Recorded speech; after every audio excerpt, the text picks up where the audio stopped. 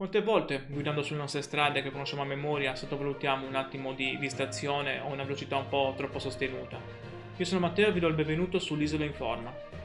Oggi qui sul canale vi porto nel cuore di un fatto di cronaca che ha scosso la comunità di Sydney, per capire cosa è successo e perché la prudenza non è mai troppa. Siamo a Tasonis, una delle frazioni montane di Sydney, un luogo che molti di voi magari conoscono, forse per una gita fuori porto o semplicemente di passaggio.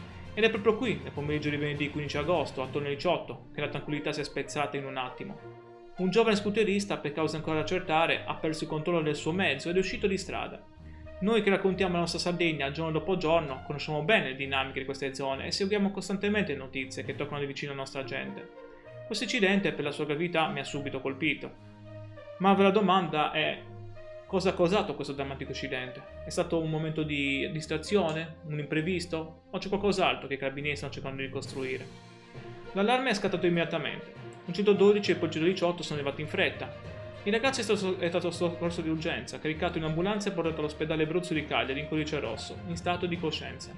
Ha riportato numerosi e gravi traumi e le sue condizioni sono apparse fin da subito critiche e preoccupanti. Questi momenti ci ricordano quanto sia fragile la vita e quanto sia cruciale la prudenza, soprattutto sulle nostre strade sarde che, seppur bellissime, possono nascondere insidie. La comunità di Sina, in particolare Tasonis, è comprensibilmente scossa. Tutte le attenzioni sono rivolte alle condizioni del giovane, per cui la prognosi resta riservata. Dalle prime ricostruzioni dei carabinieri del nucleo automobile e della compagnia di Quartu, intervenuti sul posto per i rilievi, sembra che lo scooterista abbia fatto tutto da solo, senza il coinvolgimento di altri veicoli. Le cause precise sono ancora sotto indagine. Si parla di un possibile malore, alta velocità o magari le condizioni della strada.